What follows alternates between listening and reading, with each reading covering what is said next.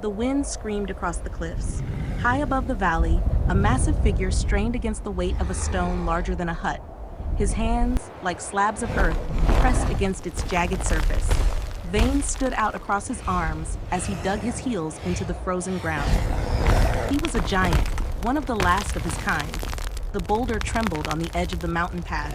If it rolled free, it would plunge down into the valley below, smashing everything in its path. The giant's chest heaved, his breath fogged the air. He was not holding the rock for himself. He was holding it for them, the small ones, the fire makers who lived below. But they did not know. In the valley, smoke rose from tiny huts made of wood and hides. The people, early Homo erectus, saw his towering silhouette against the sky. They saw him bent over the boulder, his shape dark and monstrous in the stormlight. Fear gripped them. The beast! The destroyer! For weeks, stories had spread of a beast on the mountain, a stone thrower, a destroyer. Now the story seemed true. The giant was up there, his hands on a weapon large enough to crush them all. The men gathered with stones and spears.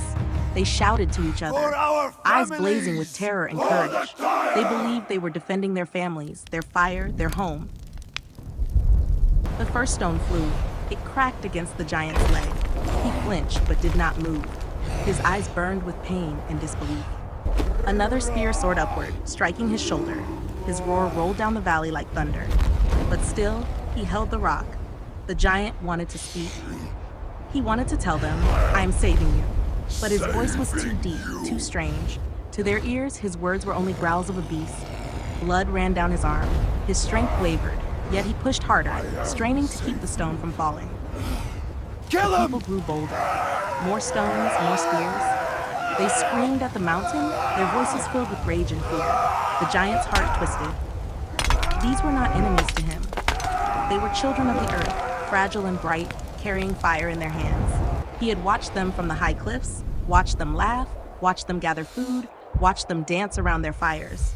And now, they hated him. One spear struck deep into his side. His knees buckled. He looked down at them, eyes shining with sorrow. For a moment, he thought of his kin, the other giants, long gone. He thought of the endless silence after they vanished. He thought of how he had sworn to protect the little ones, to give meaning to his last days. But anger rose with the pain, a storm inside him. They wanted war. They would have it. With a roar that split the clouds, the giant let go. His hands fell away. The mountain shook. The boulder rolled free. It thundered down the slope, faster and faster, tearing loose soil and trees, sending shards of stone spraying like knives.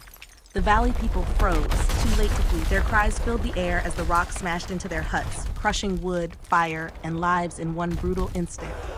The earth shuddered. Silence followed.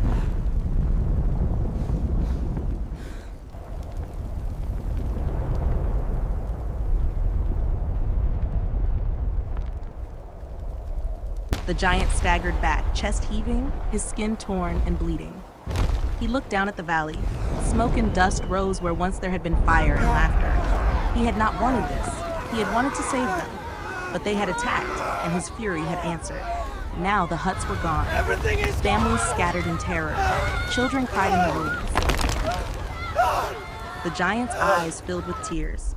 He sank to his knees, his massive body trembling. His roar turned into a broken sound, a sound almost like a sob.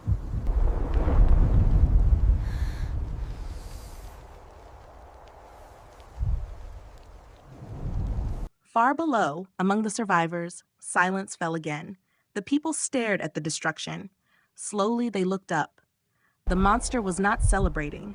He was not raising his fists in triumph. He was hunched over, his shoulders shaking, his hands pressed to his face. They saw something they had never imagined. The destroyer was weeping. Night came. The fire of the valley was gone, but the people huddled together, whispering in fear and confusion. They remembered the tears on the giant's face. Some said it was a trick. Others said it was sorrow. None could understand. High above, the giant sat alone in the storm. His hands were empty now. His strength was fading. He knew he had lost more than just a battle. He had lost their trust forever. Still in his heart, he wished he had been able to tell them, "I was never your enemy. I was your shield." was never your enemy. I was your shield. After the storm of stone and fire, the survivors left the broken ruins of their valley. They walked together, men, women, and children, their bare feet pressing into the damp earth. The smoke of their old home still drifted behind them, but ahead lay open land, a place where hope could take root again. They chose a new spot near a river, where tall grasses swayed and fish shimmered beneath the current. Here, they began again. The men lifted heavy logs, dragging them across the soil, setting frames into the ground. Women stretched animal hides across poles, their hands rough but steady, pulling sinew cords tight. Children gathered stones, their small arms carrying what little they could, adding them to fire rings and the bases of walls. Each hand, no matter how small, became part of the work.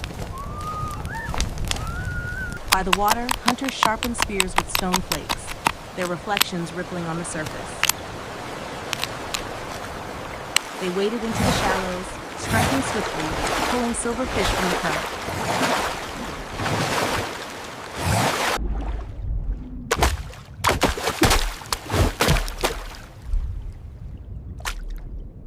Others moved into the plains, couched low in the tall grass, stalking wild deer.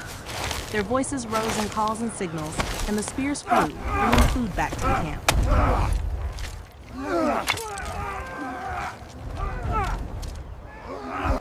Days passed, and the valley changed.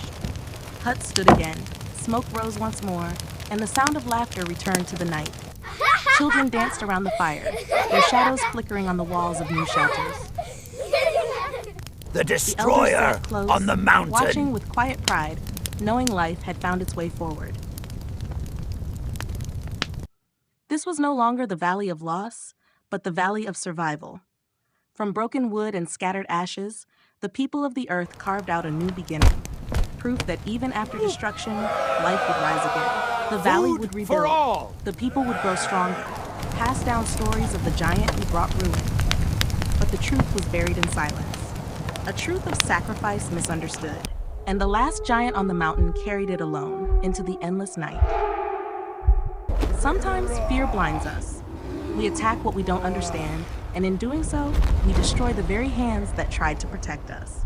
The giant story is not just about the past, it is about us, about learning to see beyond fear, to listen before we strike. Because sometimes what looks like a threat is really a guardian. Thank you for watching and joining this journey. May these ancient stories remind us of the strength, hope, and unity that live within us all.